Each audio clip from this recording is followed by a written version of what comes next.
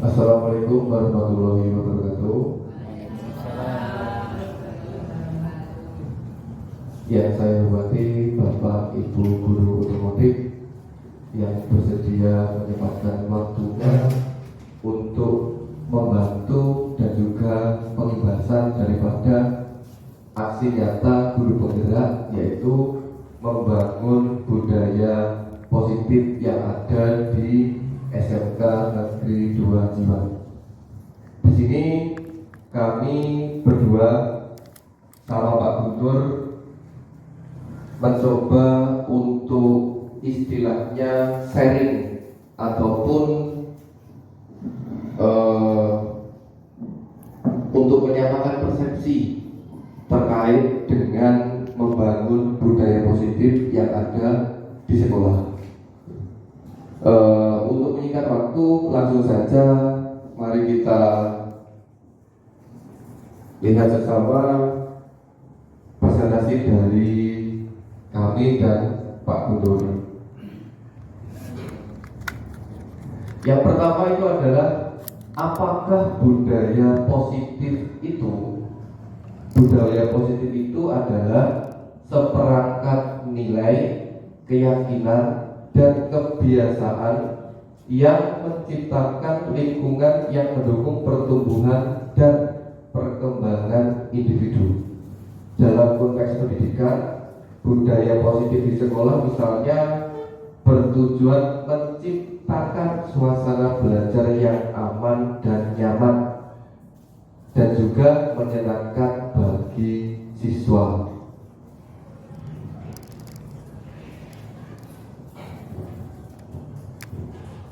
Di sini di CGP kami diajarkan atau dibawa ke dimensi baru atau pembelajaran dengan paradigma baru, yaitu sebuah pendekatan pembelajaran yang menggeser fokus dari guru sebagai pusat penyampaian informasi menuju peserta didik sebagai pusat pembelajaran. Pendekatan ini lebih menekankan pada pengembangan kemampuan berpikir kritis, kreatif, dan kolaboratif peserta didik serta mendorong mereka untuk menjadi pembelajar yang aktif dan mandiri. Istilahnya berarti kita geser yang semula kita harus ditiru siswanya, sekarang berarti apa? Kita mengajarkan siswa sesuai dengan bakat dan minatnya. Poin-poin yang ada di budaya positif itu apa saja? Yang pertama, disiplin positif dan nilai-nilai kebajikan universal. Teori kontrol, disiplin positif, kebutuhan dasar manusia dan dunia berkualitas. 5 kebutuhan dasar manusia, teori motivasi, hukum, penghargaan dan restitusi, keyakinan kelas, 5 posisi kontrol, dan segitiga restitusi.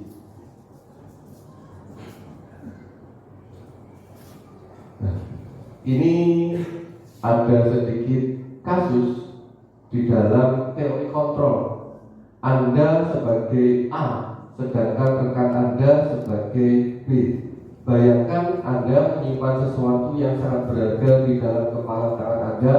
Anda perlu menjaga benda tersebut sekuat tenaga karena begitu pentingnya untuk kehidupan Anda. Tugas B rekannya adalah mencoba dengan segala cara untuk membuka kepala tangan Anda. Teman Anda boleh membujuk, menghardik, mengintimidasi, memarahi, menggoda, menggelitik, bahkan menawari Anda uang agar Anda bersedia membuka kepala tangan Anda. Pertanyaan di sini adalah, apakah Anda atau B membuka kepala tangan Anda? Yang kedua, apakah Anda atau B menutup kepala tangan Anda? Yang ketiga, dalam kegiatan ini sesungguhnya siapa yang memegang kendali atau kontrol untuk membuka atau menutup kepala tangan? Jadi misalkan saya pegang HP Bapak Ibu, ya kan? Terus ada rekan saya Pak Guntur pengen mengambil HP saya, otomatis saya akan mempertahankan HP saya sampai kapanpun, karena nggak mungkin HP saya serahkan ke Pak Guntur. Nah, ini teorinya kontrol freak. Saya menahan sekuat tenaga, Pak Guntur juga mencoba dengan segala cara untuk mendapatkan HP saya. Nah, jadi di sini, ya kan? Jadi di sini sesungguhnya yang memegang kontrol untuk membuka dan menutup tangan diri kita sendiri adalah karena setiap perilaku memiliki tujuan. Jadi tergantung kita mau menyerah atau kita mempertahankan apa yang menjadi milik kita. Nah, ini teori kontrolnya. Oke, lanjut. Nah, ini saya bacakan sedikit teori kontrol Dr. William Glasser. Ilusi guru mengontrol murid. Pada dasarnya kita tidak dapat memaksa murid untuk berbuat sesuatu jika murid tersebut memilih untuk tidak melakukannya. Walaupun tampaknya guru sedang mengontrol perilaku murid, hal demikian terjadi karena murid sedang mengizinkan dirinya dikontrol. Saat itu bentuk kontrol guru menjadi kebutuhan dasar yang dipilih murid. Teori kontrol menyatakan bahwa semua perilaku memiliki tujuan, bahkan terhadap perilaku yang tidak disukai. Ilusi yang kedua, bahwa semua penguatan positif efektif dan bermanfaat. Penguatan positif atau bujukan adalah bentuk-bentuk kontrol. Segala usaha untuk mempengaruhi murid agar mengulangi suatu perilaku tertentu adalah suatu usaha untuk mengontrol murid tersebut. Dalam jangka waktu tertentu, kemungkinan murid tersebut akan menyadarinya dan mencoba untuk menolak bujukan kita, atau bisa jadi murid tersebut menjadi tergantung pada pendapat sang guru untuk berusaha. Ilusi bahwa kritik dan membuat orang merasa bersalah dapat menguatkan karakter. Nah, ini yang mungkin sering kita lakukan. Menggunakan kritik dan rasa bersalah untuk mengontrol murid menuju pada identitas kegagalan. Mereka belajar untuk merasa buruk tentang diri mereka. Mereka mengembangkan dialog diri yang negatif. Kadangkala sulit bagi guru untuk mengidentifikasi bahwa mereka sedang melakukan perilaku ini, karena seringkali guru cukup menggunakan suara halus untuk menyampaikan pesan negatif. Yang selanjutnya, ilusi bahwa orang dewasa memiliki hak untuk memaksa.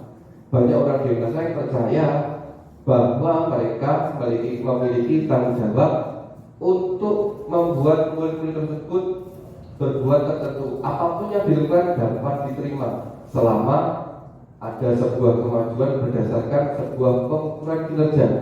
Pada saat itu pula orang dewasa akan menyadari bahwa perilaku memaksa tidak akan efektif untuk waktu jangka panjang dan sebuah hubungan permusuhan akan terbentuk. Sekarang kita menginjak ke disiplin positif.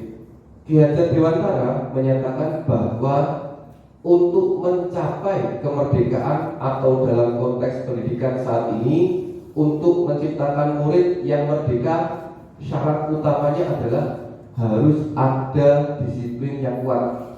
Disiplin yang dimaksud adalah disiplin diri yang memiliki motivasi internal. Disiplin positif merupakan unsur utama dalam terciptanya budaya positif.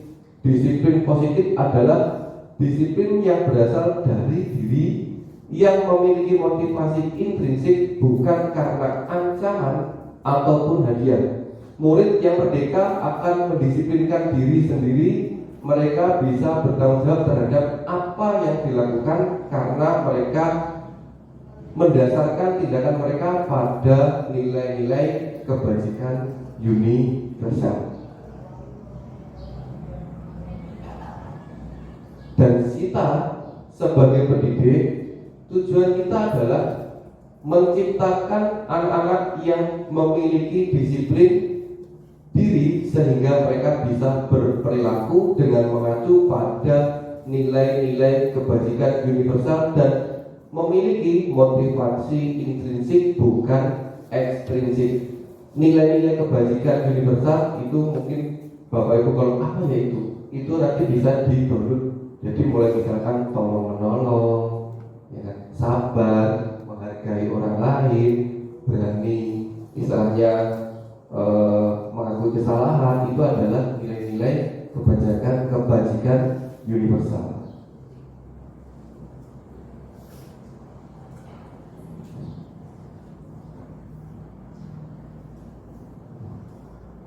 Nah, teori motivasi, hukuman, penghargaan, dan restitusi.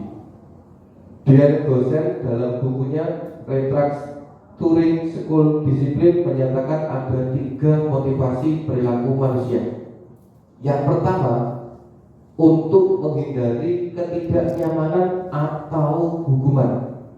Ini adalah tingkat terendah dari motivasi perilaku manusia. Biasanya orang yang motivasi perilakunya untuk menghindari hukuman atau ketidaknyamanan akan bertanya apa yang akan terjadi apabila saya tidak melakukannya. Sebenarnya mereka sedang menghindari permasalahan yang mungkin muncul dan berpengaruh pada mereka secara fisik, psikologis, maupun tidak terpenuhinya kebutuhan mereka bila mereka tidak melakukan tindakan tersebut. Motivasi ini bersifat eksternal. Karena apa? Dia motivasinya, contoh misalkan siswa kalau tidak mengerjakan PR hukumannya apa? Contoh yang paling berat, kalau tidak apel hukumannya apa? Nah, itu berarti adalah motivasi tingkat terendah daripada manusia. Yang kedua, untuk mendapatkan imbalan atau penghargaan dari orang lain. Satu tingkat di atas motivasi yang pertama, di sini orang berperilaku untuk mendapatkan imbalan atau penghargaan dari orang lain. Orang dengan motivasi ini akan bertanya, apa yang akan saya dapatkan apabila saya melakukannya? Mereka melakukan sebuah tindakan untuk mendapat pujian dari orang lain yang menurut mereka penting dan mereka letakkan dalam dunia berkualitas mereka.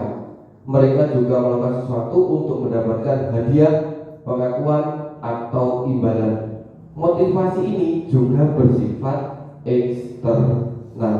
Intinya ini kan opo-opo, kok aku itu opo? Nah, UUD, ujung-ujungnya duit. Nah, ini adalah yang kedua. Yang ketiga, untuk menjadi orang yang mereka inginkan dan menghargai diri sendiri dengan nilai-nilai yang mereka percaya. Orang dengan motivasi ini akan bertanya, akan menjadi orang yang seperti apabila saya melakukannya. Mereka melakukan sesuatu karena nilai-nilai yang mereka yakini dan hargai, dan mereka melakukannya karena ingin menjadi orang yang melakukan nilai-nilai yang mereka yakini tersebut. Ini adalah motivasi yang akan membuat seseorang memiliki disiplin positif, karena motivasi berperilakunya bersifat internal bukan eksternal. Jadi yang ketiga ini adalah murni dari diri kita. Istilahnya kita juga bisa membranding diri kita seperti apa.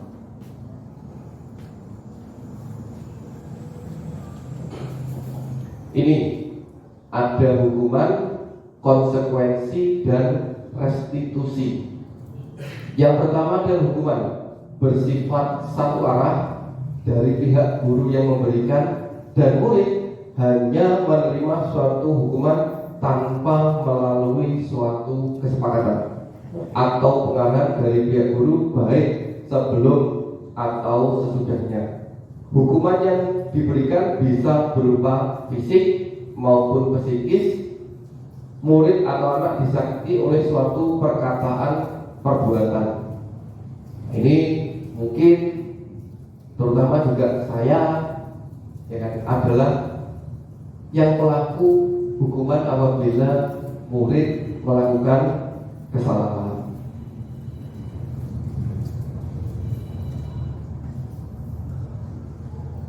Konsekuensi.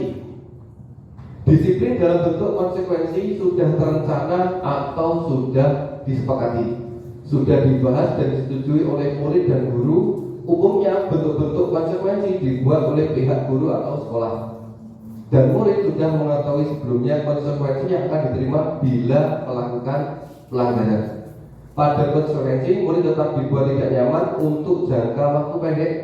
Konsekuensi biasanya diberikan berdasarkan suatu data yang umumnya dapat diukur. Misalnya, setelah 3 kali tugasnya tidak diselesaikan pada batas waktu yang diberikan, atau murid melakukan kegiatan di luar kegiatan pembelajaran. Misalnya mengobrol, maka murid tersebut akan kehilangan waktu bermain dan harus menyelesaikan tugas karena ketertinggalannya. Peraturan dan konsekuensi yang mengikuti ini sudah diketahui sebelumnya oleh murid. Sikap guru di sini senantiasa memonitoring murid. Jadi misalkan, ya kan, anak ada datang yang terlambat. Ini contoh, ya kan? Datang terlambat, push-up 50 kali. Murid, ya karena apa? Dia salah. Terus kalau konsekuensi, berarti apa? Ketika dia telat, berarti misalkan telatnya 15 menit, jadi pulangnya ditambah dengan 15 menit. Seperti itu. Yang terakhir, restitusi. Proses menciptakan kondisi bagi murid untuk memperbaiki kesalahan mereka, sehingga mereka bisa kembali pada kelompok mereka dengan karakter yang lebih kuat. Nah, contoh kasus, ya kan? Ini ada 6 contoh kasus: motivasi, hukuman, dan penghargaan serta restitusi. Andi push up 50 kali karena terlambat masuk sekolah. Itu hukuman atau konsekuensi? Berikut Bapak Ibu, bisa ditulis mungkin nanti sebagai bahan saya. Kan sudah saya sediakan kertas, bawa pulpen ini ada pulpen yang ditambah yang belum bawa. Pak Ali bawa.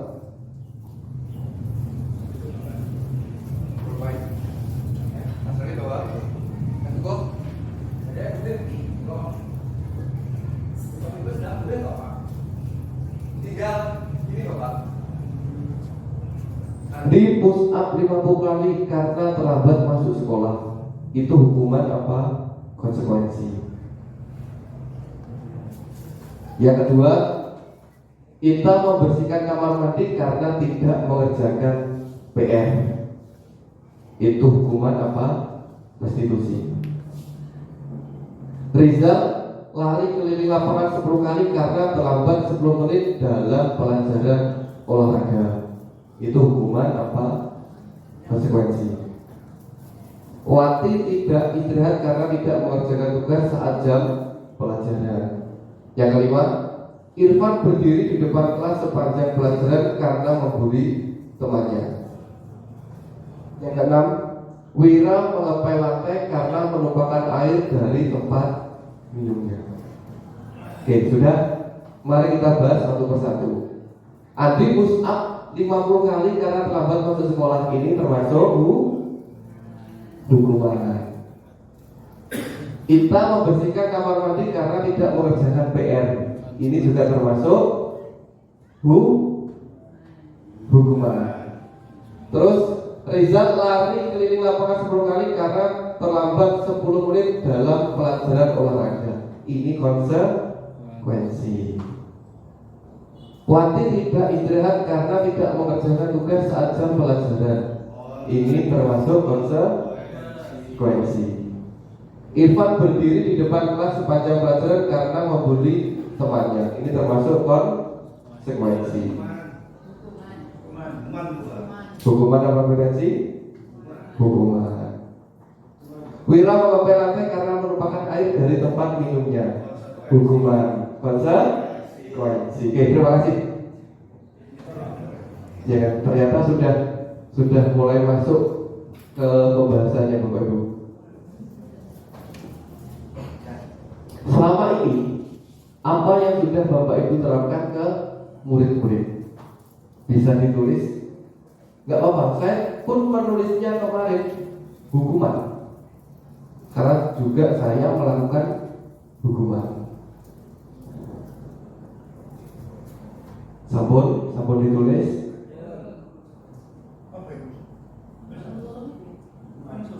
Kalau dua-duanya nggak apa-apa ya, ditulis dua-duanya. Nggak dua-duanya berarti apa itu? Memantau. Nih, nanti dijelaskan di bab berikutnya. Oke, lanjut. Nah, sekarang keyakinan kelas. Jawablah pertanyaan-pertanyaan berikut. Mengapa kita memiliki peraturan tentang penggunaan helm pada saat mengendarai kendaraan roda 2? Mengapa kita memiliki peraturan tentang penggunaan masker dan mencuci tangan setiap saat? Ya, pertanyaannya, kenapa kita pakai helm? Yang pertama poinnya adalah nilai-nilai kebajikannya keselamatan. Nah, mengapa kita memiliki peraturan tentang penggunaan masker dan mencuci tangan? Poin nilai kebajikannya adalah kesehatan. Ini pada saat pandemi. Oke, next. Kemungkinan jawaban nilai keselamatan atau kesehatan ini yang kita sebut suatu keyakinan. Karena kita percaya bahwa kalau kita pakai helm, setidaknya ketika kita melakukan perjalanan sepeda dan ternyata kita terjadi kecelakaan, paling tidak alat vital kita itu masih aman. Ini sama, itu disebut oleh keyakinan.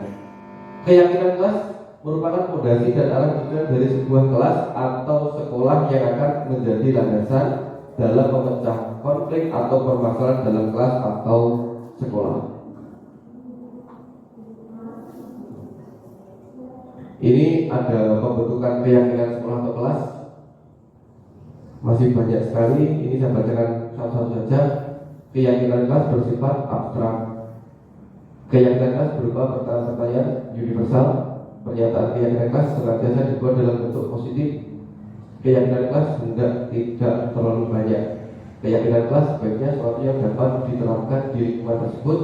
Semua warga kelas hendaknya ikut berkontribusi dalam pembuatan keyakinan kelas. Bersedia mengisi kembali keyakinan kelas dari waktu ke waktu. Nah, ini contohnya keyakinan kelas atau nilai kebajikan. Kembalikan barang ke tempatnya. Dilarang mengganggu orang lain. Dilarang menggunakan narkoba. Bergantian atau menunggu giliran. Dilarang merokok. Berjalan di kelas dan koridor. Hadir di sekolah 15 menit sebelum pembelajaran dimulai. Gunakan masker. Ketika ini dibahas, sudah saya jawab sekalian. Kembalikan barang ke tempatnya. Nilai kebajikan adalah nilai daripada tanggung jawab. Dilarang mengganggu orang lain, saling menghormati.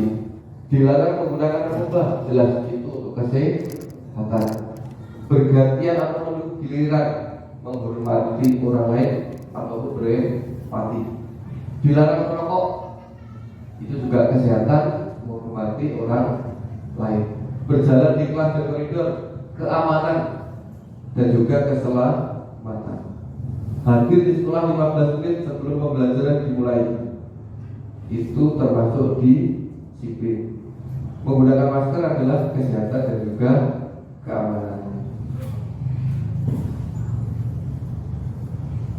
Nah, ini contoh keyakinan kelas. Setiap anggota kelas perlu belajar, perlu senang, perlu aman, perlu melakukan tugas, selalu bersikap positif, menjadi diri terbaik, menghormati orang lain, senantiasa membantu. Terus yang terakhir, kami meyakini bahwa sangat penting untuk menghormati semua orang dan barang milik orang lain. Ini 5 kebutuhan dasar manusia. Yang pertama itu adalah pastinya bertahan hidup. Yang kedua, kasih sayang dan rasa diterima. Yang ketiga, kebebasan. Yang keempat, kesenangan. Yang kelima, penguasaan.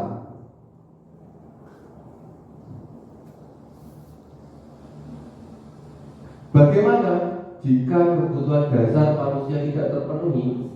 Manusia bisa melanggar peraturan dan melakukan tindakan yang bertentangan. Nah, ini akibatnya apabila 5 dasar kebutuhan manusia tidak terpenuhi. Contoh kasus, Ibu Ambar, guru wali kelas 2A di SD Pelita Hati, sedang bingung menghadapi ulah salah satu murid di kelasnya Doni. Beberapa anak di kelas 2A telah datang padanya dan mengeluhkan Doni yang seringkali meminta bekal makan siang mereka dengan paksa. Jika Anda menghadapi situasi seperti itu, apa yang akan Anda lakukan? Menurut Anda, kira-kira apa alasan Doni melakukan hal tersebut? Jadi tadi ada 5 kebutuhan dasar manusia, dan ini dikaitkan dengan contoh kasusnya yang ada hubungannya dengan 5 dasar. Oke, saya lanjut. Jawaban pertama, apabila jawaban Doni ketika ditanya oleh Ibu Ambar adalah karena ia lapar, itu adalah kebutuhan bertahan hidup. Yang kedua, apabila Doni menjawab bahwa alasannya mengambil bekal temannya karena dia merasa senang temannya jadi memperhatikan dia, berarti kebutuhan dasarnya adalah kasih sayang dan rasa diterima. Apabila jawaban Doni, dia merasa hebat karena temannya jadi takut dengan dia, maka kebutuhan dasarnya adalah kekuasaan.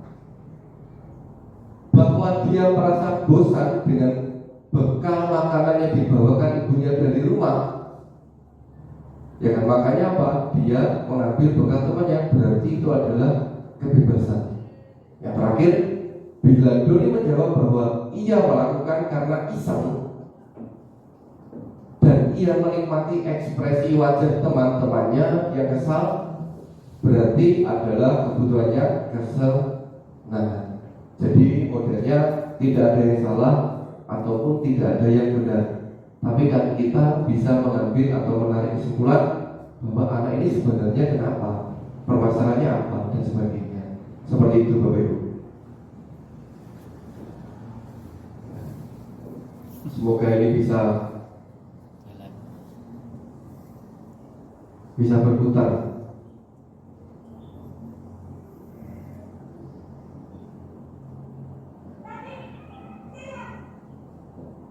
Nah, ini sinyalnya.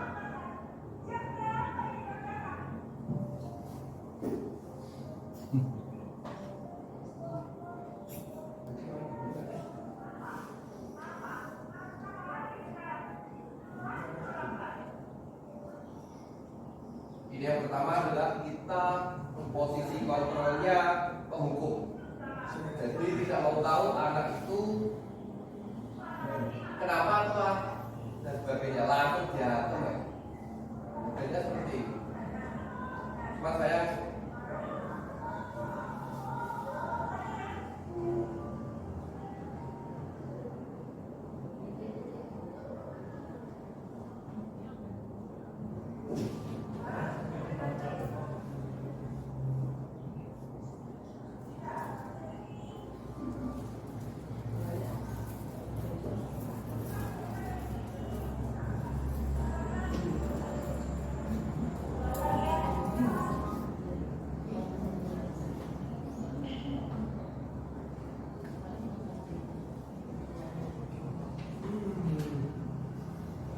kita berbagi tinggal apa botolnya.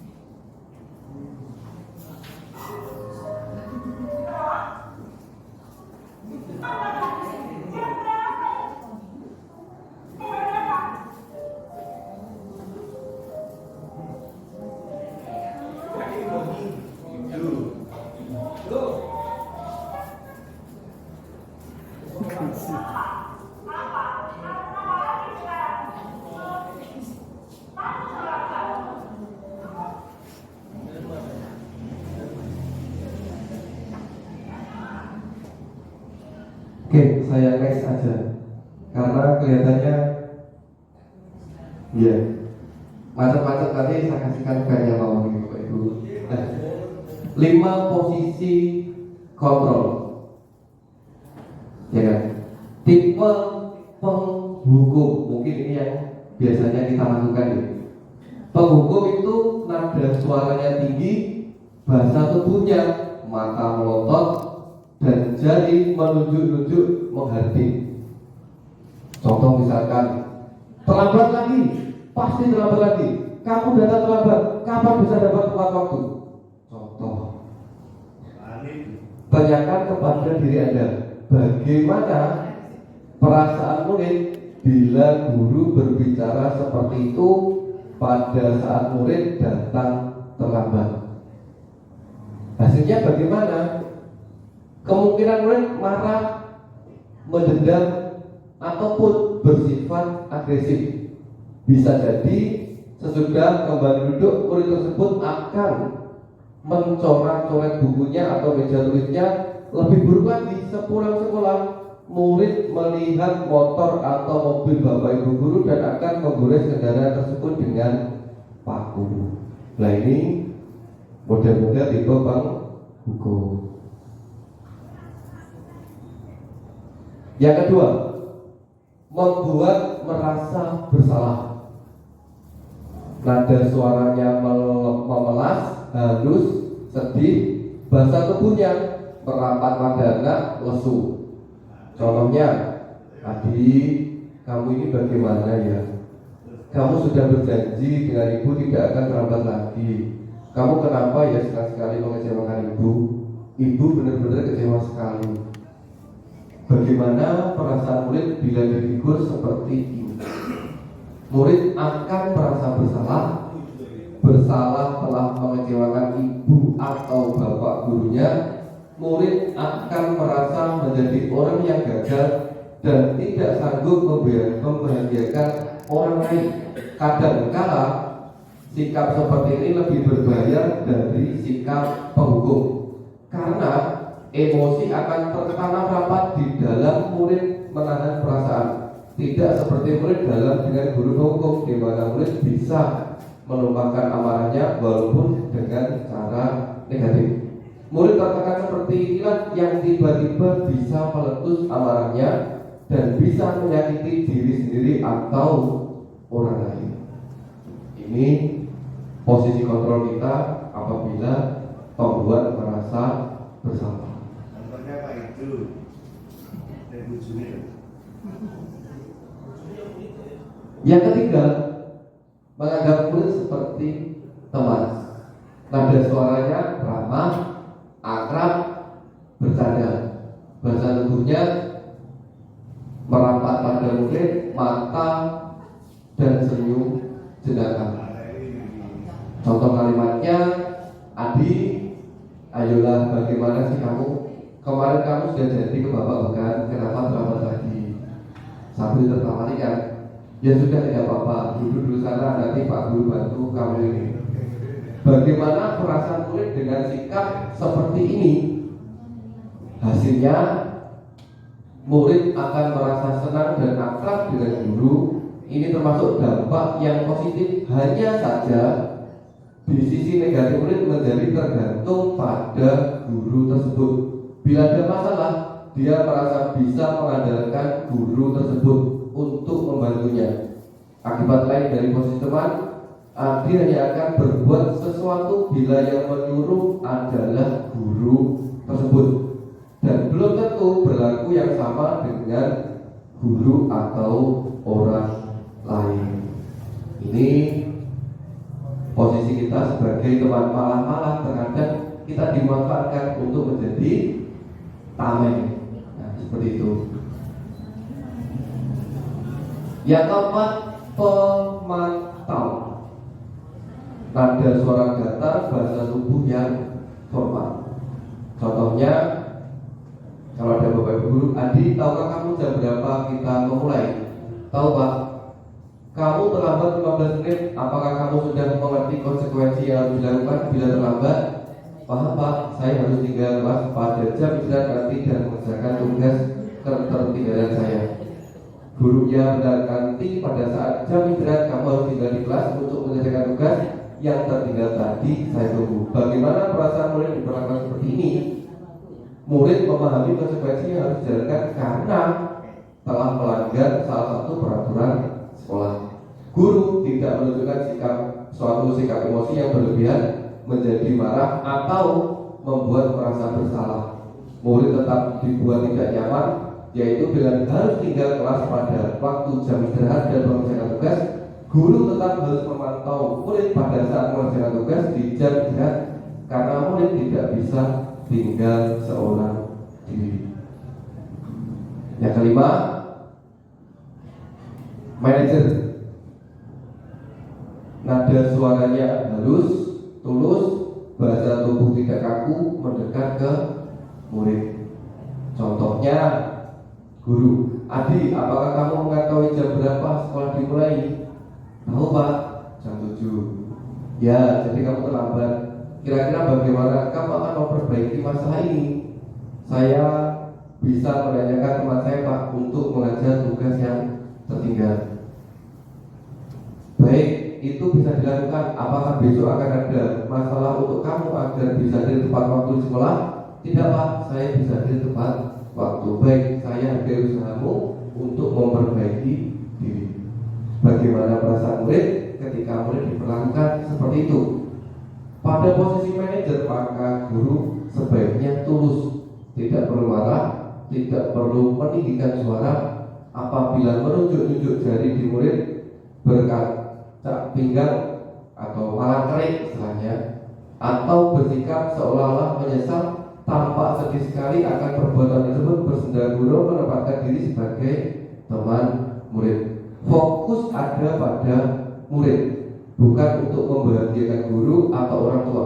Murid sudah mengetahui adanya suatu masalah dan suatu perlu terjadi. Bila guru mengambil posisi pemantau, guru akan melihat apa konsekuensinya, apa peraturannya. Namun pada posisi manajer, guru akan mengembalikan tanggung jawab pada murid untuk mencari jalan keluar permasalahannya, tentu dengan bimbingan guru.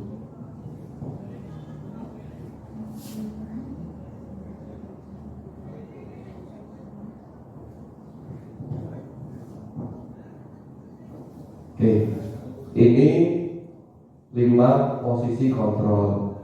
Yang selanjutnya, nah ini contoh-contohnya. Ibu guru kecewa sekali denganmu. Ini berarti termasuk membuat merasa bersalah. Lanjutkan pekerjaanmu ya, bisa sebagai teman. Sudah 3 kali kamu terlambat masuk sekolah. Dina, kamu sering larut di kelas. Kira-kira bagaimana cara kita memperbaiki keadaan ini adalah manajer. Sekarang segitiga restitusi adalah sebuah konsep dalam pendidikan yang bertujuan untuk membantu individu, terutama anak-anak, untuk belajar dari kesalahan mereka dan tumbuh menjadi pribadi yang lebih baik.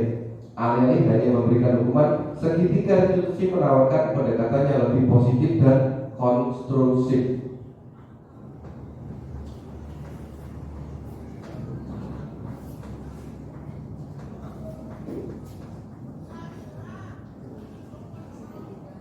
Langkah segitiga restitusi: menstabilkan identitas, validasi tindakan yang salah, menanyakan keyakinan. Ini adalah langkah-langkah segitiga restitusi.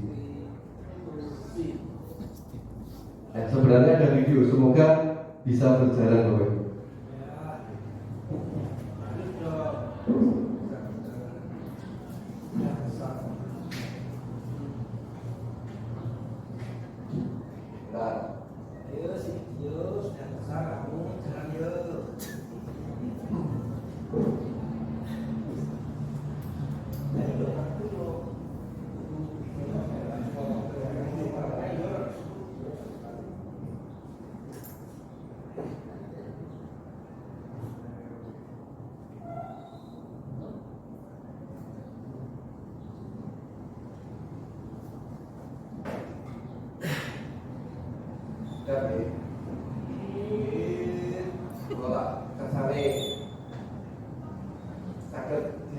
videonya.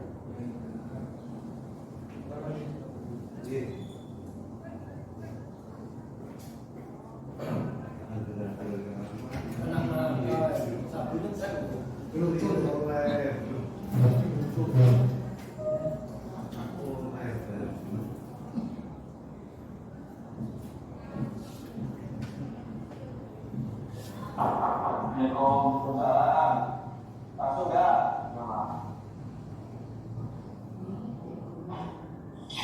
Assalamualaikum. Saya ada ini apa?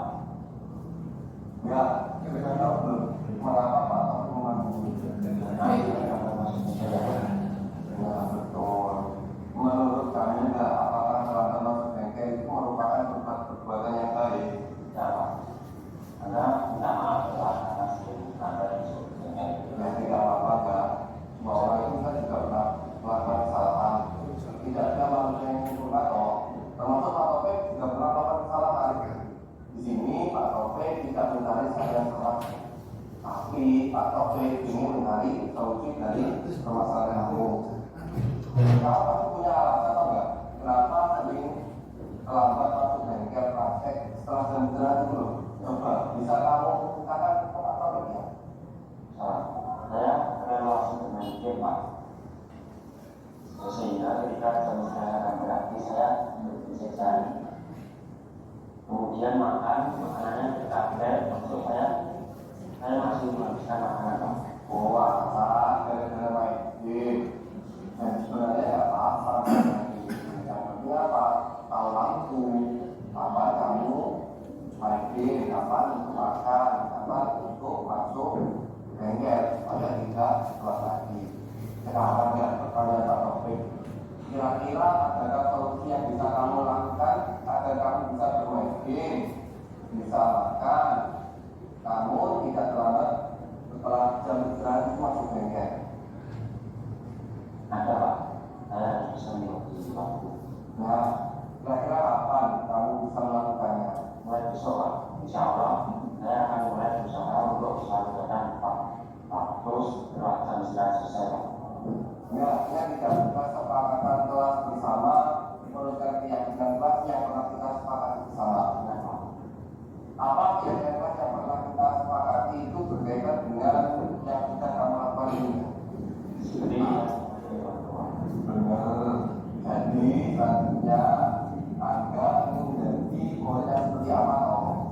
Saya menjadi anak yang bisa menghargai waktu, menghargai bapak ibu dengan suatu faktor. Baiklah, sekarang kita sudah mendapatkan jawaban atau solusi dari permasalahan kamu ya.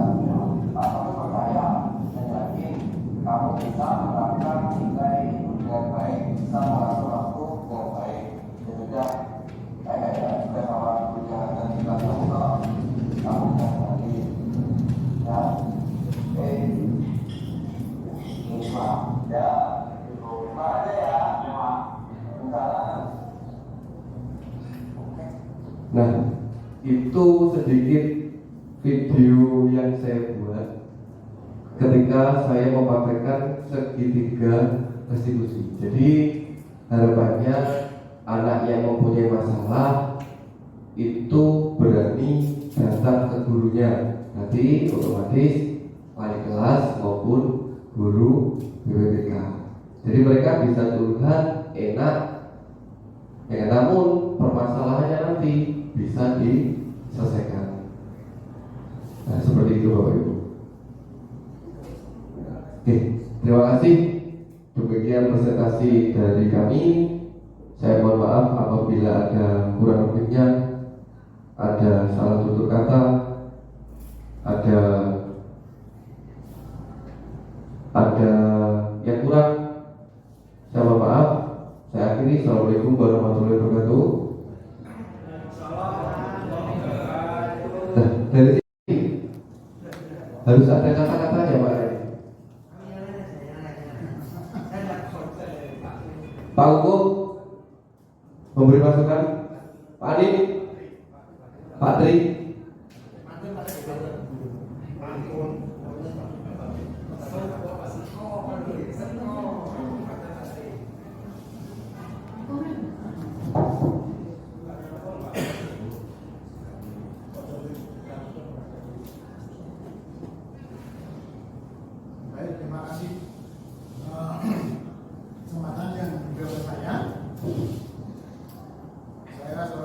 konsekuensi pada kesempatan kali ini sedikit menanyakan atau mungkin pengertian lebih lagi berkaitan dengan konsekuensi hukuman atau hadiah.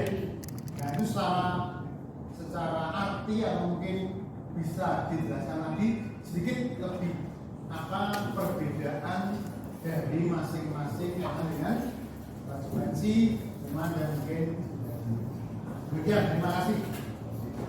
Menurut saya Langsung kalau jawab gitu. Sudah saya kembalikan ke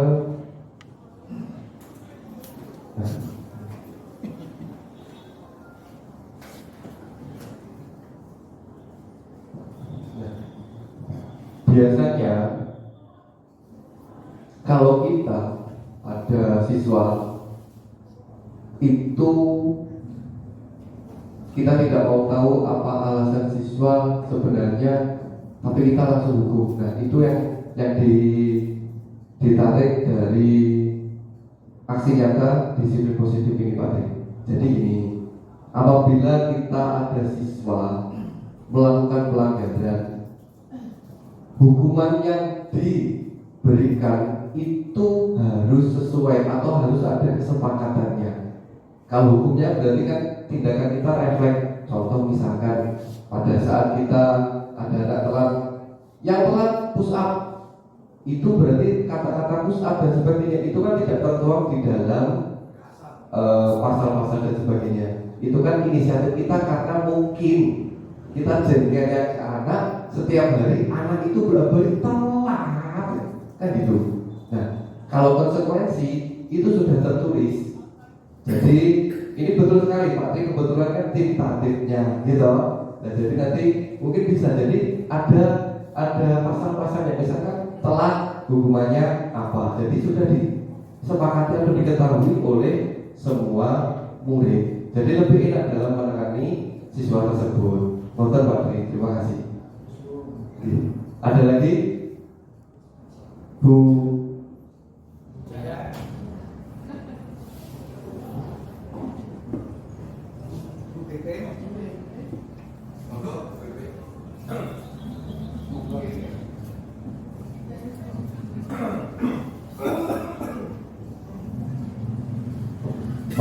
masukan boleh, pertanyaan juga boleh. Mungkin saya salah menyampaikan, mau meluruskan juga boleh, monggo. Kita ini kan bukan saya istilahnya sok komputer boten. Ini kan saya dapat materi dari sini, ya kan. Makanya kita istilahnya duduk bareng-bareng gitu, monggo. Sampun cukup. Monggo, kalau sudah cukup silakan dinikmati. Sudah Bu? Jadi apa enggak? Monggo, saya itu betul ngomong ini bebas per santainya. Monggo, pertanyaan, masukan atau mungkin saya salah menyampaikan bisa diperbaiki, boleh. Pertanyaan saya cuma satu. Kalau diterapkan dalam teori jaringan itu bagus. Dan saya sebenarnya dalam BK dan konseling sebenarnya kami itu sudah diajari seperti itu dari dulu. Ya. Tapi pada prakteknya ketika di lapangan semua yang dengan kemukakan itu akhirnya ya hilang karena tidak ada sinergi dengan semua pihak. Jadi ketika guru BK mau menerapkan benar-benar seperti manajerial, terus kemudian anak melakukan kesalahan itu mesti ada dasarnya, mesti ada rasanya. Kita paham dengan itu kita paham. Cuman ketika prakteknya kita menerapkan itu, benar-benar menerapkan itu, ya kami mau pakai. BK kira punya kok, BK kira juga apa-apaan, bocah di luar baik. Terus yang kedua, posisi kami ketika berdiri di depan itu adalah tatip. Tapi ketika kami konseling di ruang BK itu sudah beda lagi. Jadi mungkin yang dengan apa di depan Pak Tri saya, bukan ketika di depan Bu Dewi, itu adalah kita. Bahkan sebelum dihukum pun itu mesti kita tanya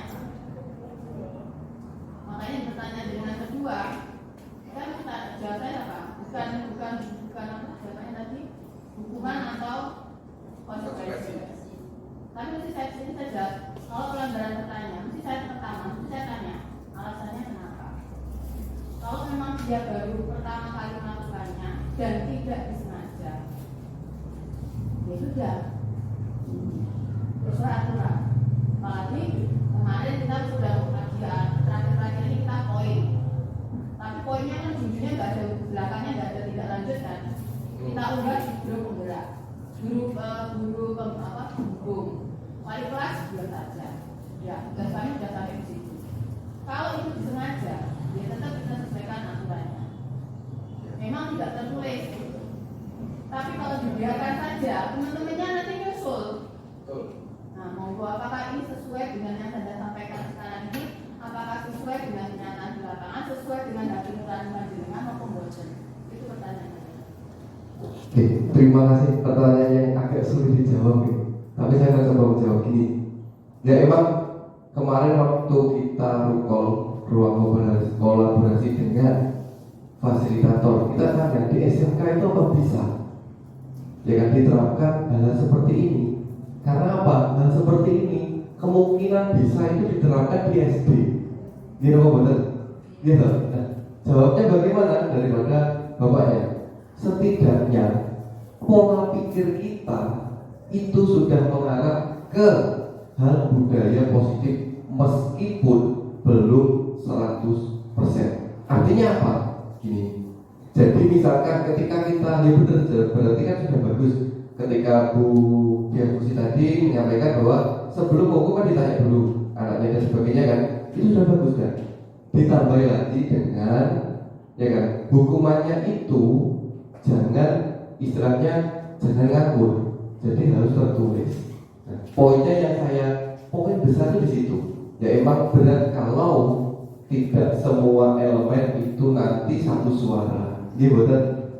Makanya apa ini kan pelan-pelan mungkin, ya kan mungkin ini pemerintah lagi godok seperti ini pastinya nanti di sekolah pasti ada sosialisasi terkait dengan budaya positif, ya kan itu. Kalau kemarin itu Pak Mahmudi ada atau Pak sekolah ramah anak, cuma kebetulan belum disampaikan secara menyeluruh, ya kan. Kelemahan-kelemahan disitulah, makanya kita diberikan tugas untuk menyampaikan aksi nyata, mendapatkan materi seperti ini, ya seperti ini. Dan semenjak saya mempelajari seperti ini Bu, jujur saya dulu itu kan sama. Kalau baris nggak bisa push up, ya kan. Kalau nggak squat jump, kalau nggak apapun itu saya lakukan. Itu kan saya tipenya berarti penghukum. Saya sadar itu, saya hukum. Ya. Tapi ketika saya sudah ini, sekarang arep hukum bocah itu menjadi malah gak tega.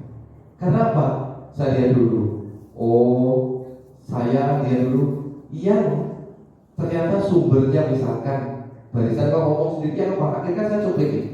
Saya peringatkan dulu karena saya juga menyadari batas sabar itu kan juga ada, gitu. Batas sabar juga ada.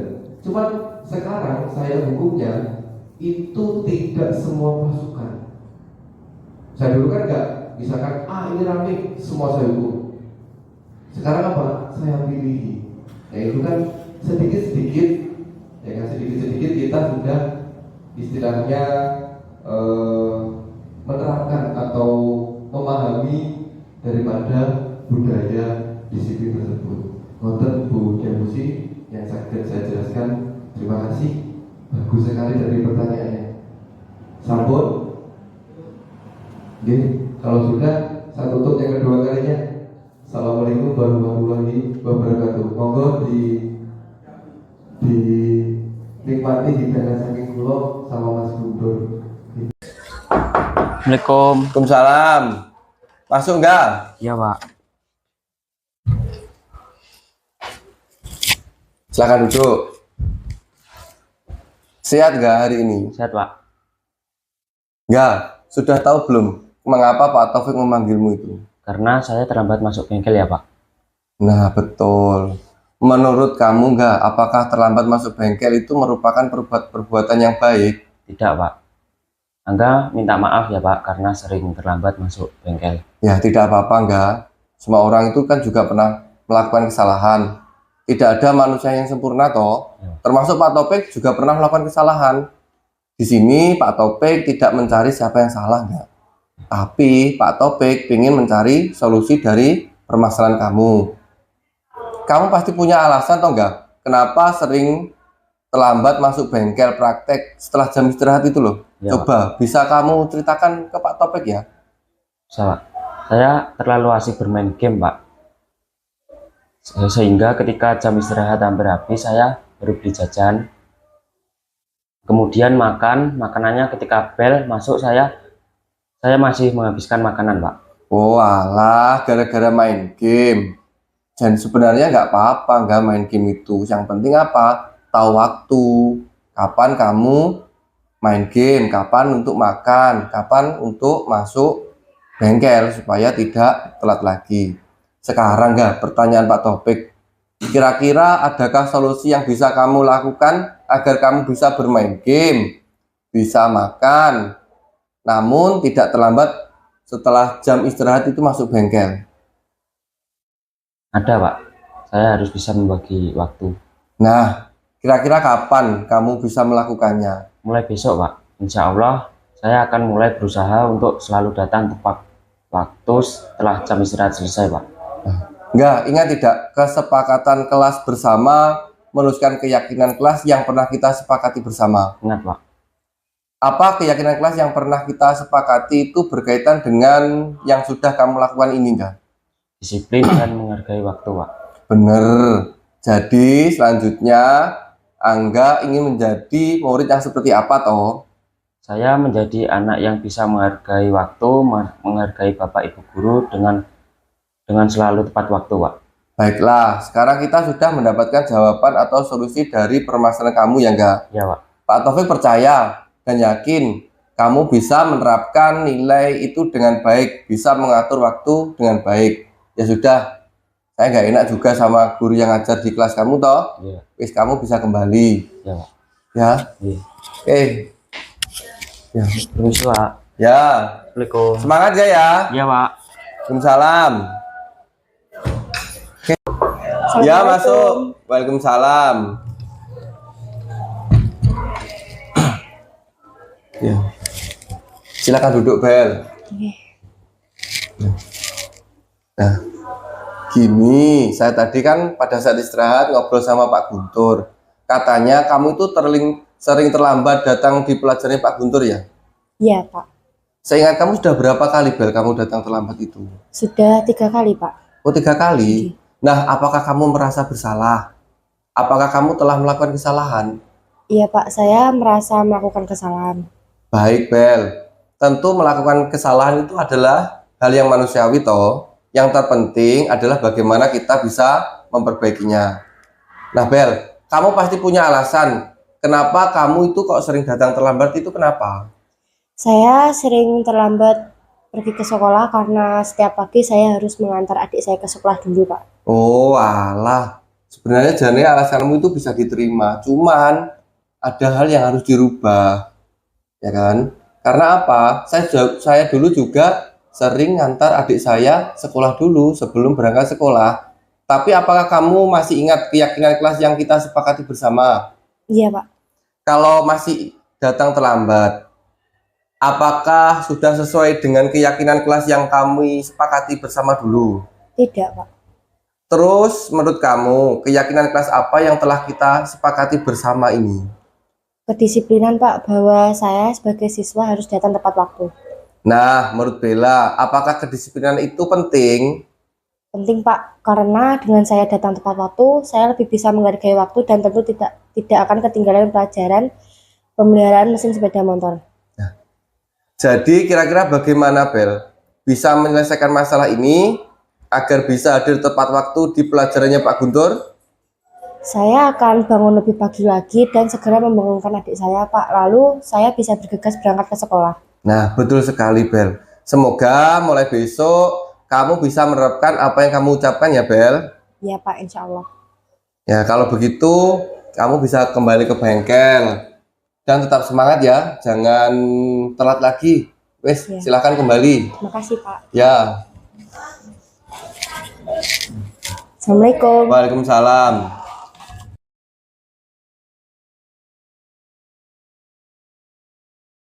Assalamualaikum warahmatullahi wabarakatuh. Perkenalkan, nama saya Angga Bima Putra Pratama dari kelas 11 TSM 1. Saya berterima kasih kepada Pak Taufik yang telah mengajak saya berdiskusi terhadap kesalahan saya yang sering hadir terlambat masuk bengkel praktek. Saya merasa sangat senang karena Pak Taufik telah membantu saya menemukan solusi terkait permasalahan saya. Dan setelah ini, saya akan berusaha menjadi murid yang disiplin, menghargai waktu, dan menerapkan keyakinan kelas yang telah disepakati bersama.